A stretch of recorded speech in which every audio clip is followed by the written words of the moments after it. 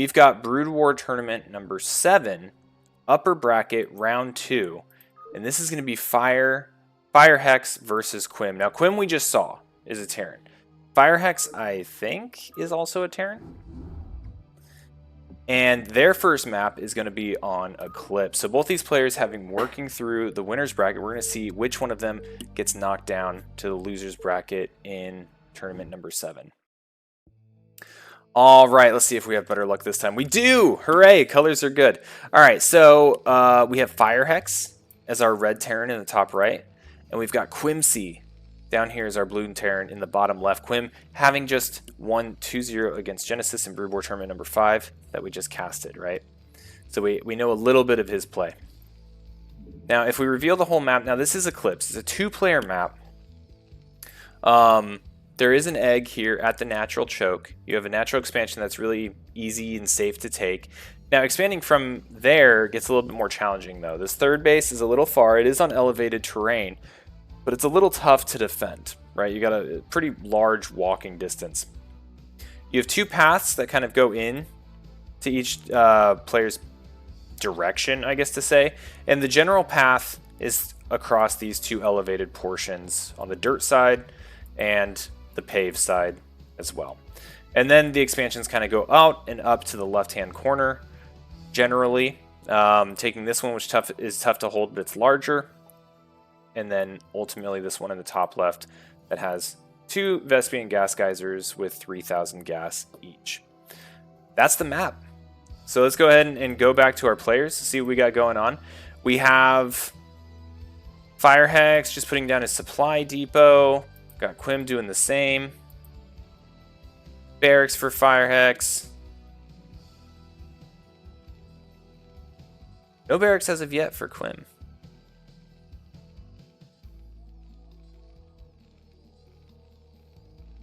Alright, 1 barracks, 1 refinery.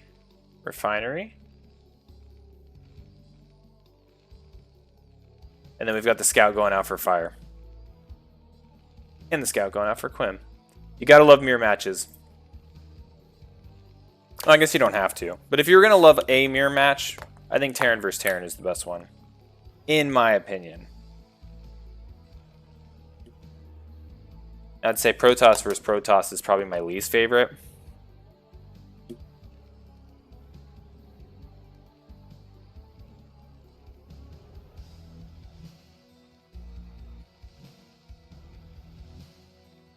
Alright, so Quim still getting his barracks up. Marine being produced for Fire Hex at this point, in addition to a factory for Quim.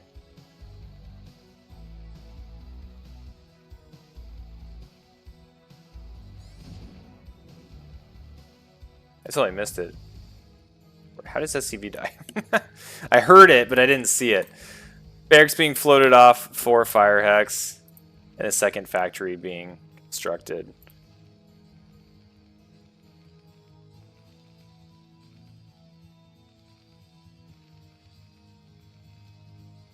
So this is kind of reminiscent of the last series we watched. Barracks being floated. Curious what this guy's up to. It looks like Quim is banking up some minerals. Maybe he'll take this top left? Oh, I thought he was going to. That would have been a cool move.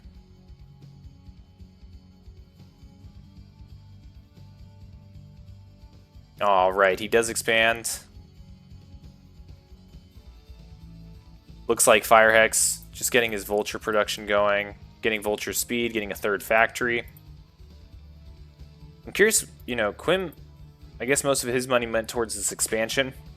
So I think he's going to be a little vulnerable early on to the 3 factory vulture.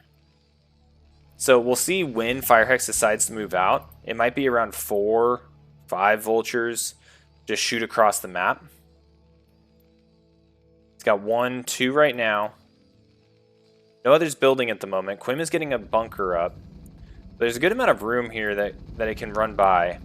Marines are going to run out here and start doing some, just, you know, plunk damage to the barracks.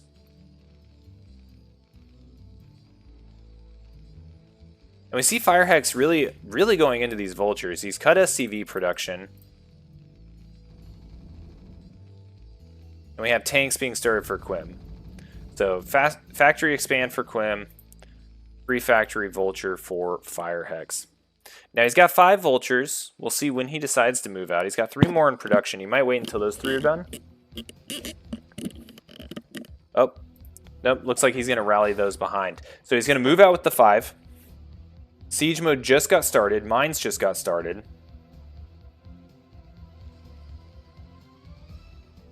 And we'll see how he uses these. So he's going to run by, get some shots off.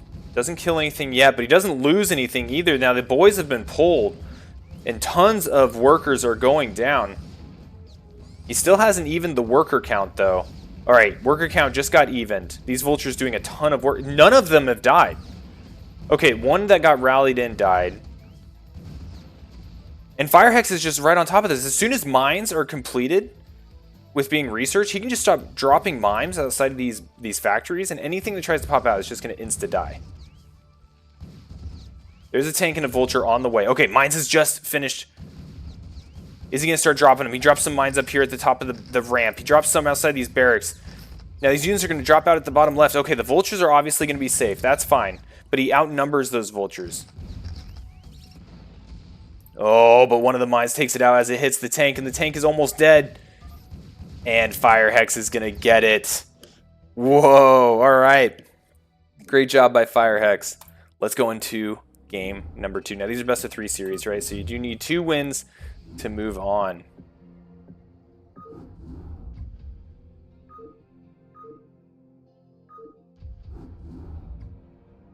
Okay. Next game is going to be on whatever this is, Fighting Spirit. I don't know why I have the Korean versions of these sent out to everyone. All right, we've got Firehex in the bottom left. We've got Quimsy in the bottom right. Currently, Firehex is leading the series 1-0. Now, if we look at Fighting Spirit, which everyone probably knows, but you have a natural right here. No eggs or nonsense on the ramps. Good natural. It's got a small choke. It has a bridge that is oftentimes key terrain. If you're trying to contain your opponent, this is often, you know, especially in Terran versus Terran, where a lot of fights happen, a lot of siege ups happen. Your third base is accessible through a long walk in front of your base in this alley right here. And it also has a gas, and then it can go down towards the center portion as well. So 4-player map, in each corners is a spawn. Right now we're seeing a horizontal spawning. Unlike some maps like Radion, I think, is one of them that has like dead space right here where you can't catch drops midway or see any type of air. On Fighting Spirit, you'll be able to do that in a horizontal spawn. So this is going to be very helpful for the player that has it, but also a short drop distance as well with kind of the rotational symmetry. You know, if Firehex wanted to drop a base that was established here, it'd be very easy for him, as opposed to Quim trying to drop the same thing for Firehex because it's on this side. So I love weird things like that. It kind of adds some spice to the strategy in how you do things based on your spawn and your opponent's spawn. Alrighty. Tried to kill some time there so we can get the supply depot, barracks, and refinery down. Looks like we're just now getting that for both players.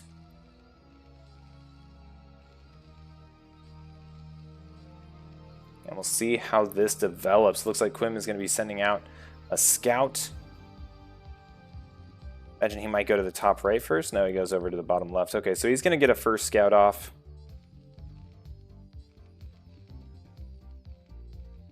But Firehex will not.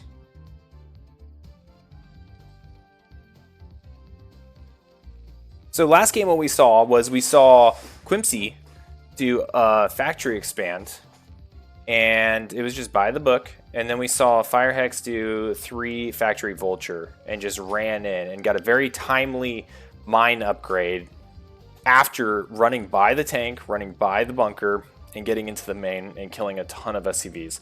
So it was really good vulture micro that kind of won him that game, and having just masses of them when Quim was able, was expanding. Let's see how this one goes.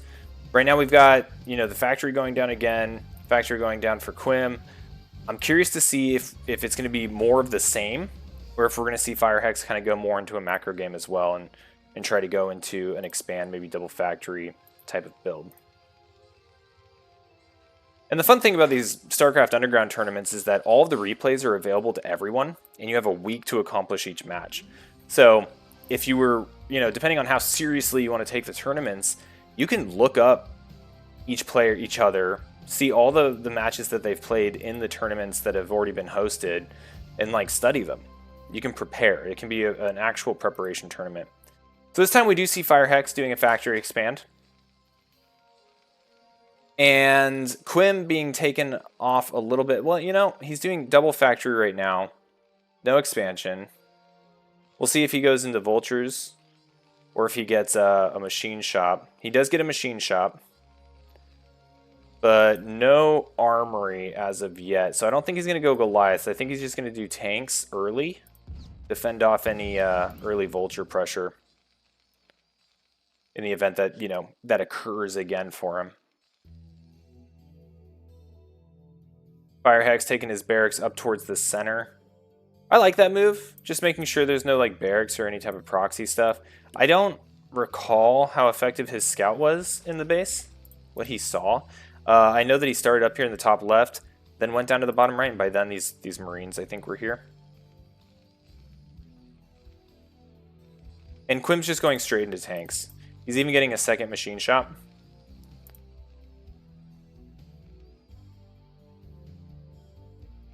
And no expansion. So, yeah, he's going to do a 2-factory push here. So I think Quim's going to definitely be kind of the aggressor in this match. And we'll have to see how Firehex defends this this initial push. So I imagine what's going to happen is he's going to get this tank, he's going to get 2 more. They'll probably grab up his Marines, the 2 tanks, run across the map, and start rallying Vultures. He's already getting Siege Mode research, so if Siege Mode gets researched by the time these tanks show up over here, this could be really annoying for Quim to break out of. He hasn't researched mines yet, he's working on speed at the moment. So it's not like he can mine up this area in anticipation for those tanks. And we do have mines being researched, and we have that push out, as discussed. He's even bringing a couple SCVs along to help repair, which I love that. Oh no, and he's going to catch him in the open. Okay, so these Vultures are going to kill the Marines, and they're going to run back. Let's see how Quim reacts to this. He's currently getting his 3rd factory up. He's pulling some boys, which he needs to do. He needs to get them in the face, but this is a little far. I don't know the right answer here. He's trying to delay, but right now he's just pumping Vultures. Now he just got mines started. And only one of these tanks is sieged, which I really like from Quim, because if you sieged all of them, these Vultures could just sit here right on top of the tanks and be a huge nuisance. But only sieging one and leaving the others unsieged is going to allow him to not kill himself. Dropping mines right here in the natural. This is a tough spot for Firehex to break out of. Feels like definitely a build order, like a counter build order here. Kind of like last game, but just roles reversed. Oh no, these SCVs, they weren't actually brought back. They were just running back after the command center lifted. More Vultures being pumped out. Quim, I think, might just have this. Continuing to rally more Vultures across.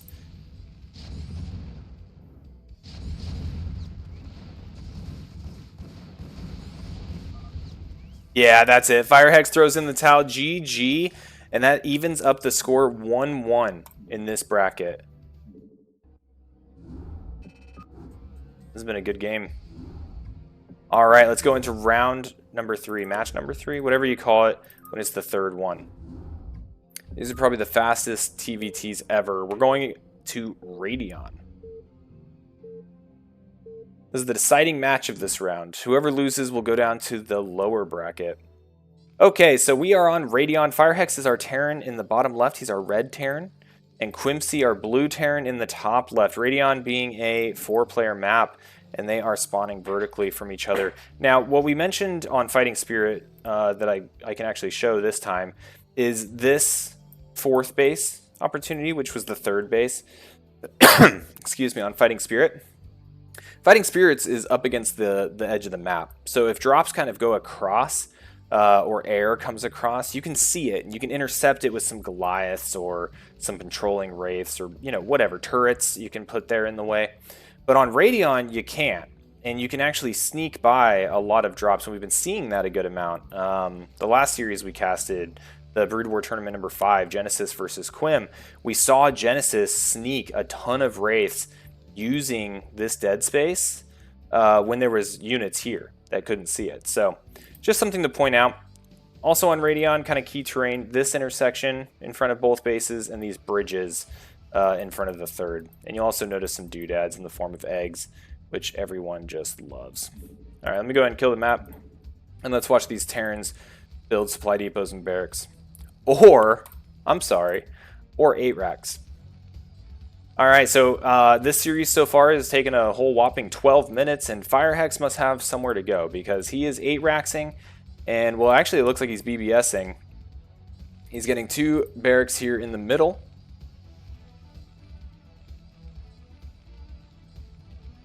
And so far what we've seen, right, was game 1 for Quim, he did a factory expand, and game 2 he did a double factory tank push. Neither of which are really super hyper potent or defendable against an early Marine push. So Quim not scouting this, and we haven't seen a scouting pattern where he has been scouting the middle either. So I really like this decision from Firehex in the terms of this series, because Firehex, he was thinking about it. Last game on Fighting Spirit, you saw him take that barracks and run it to the middle just to check, because his scouting SCV didn't live very long. And he didn't see anything, right? And so you can already tell from the series that it was on his mind. And so he decided to do it himself. So he's got 3 Marines. He's got 1 SCV going with them, and he's got 1 SCV already in the main, and he's starting the bunker right here. Quim sees it. He's going to start pulling the boys. He's getting the Marine out. This bunker's not going to get finished, and it might telegraph it a little early, in my opinion. The Marines are continuing to be rallied out. Quim is seeing the barracks here, but he's not going to be able to do anything about it. And the Marines are getting up in the base. All right, so 1 Marine to the 3. Oh no, a little bit of miss micro here from Firehex, running straight into these SCVs. He's going to start killing them, but he needs to do a lot of damage right here and right now.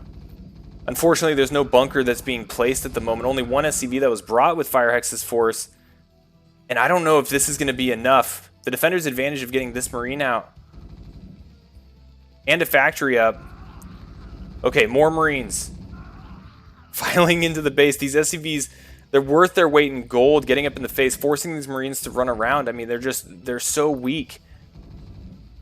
Now he's going to be able to kick off this Marine. And if he does, he can start doing some damage to these SCVs.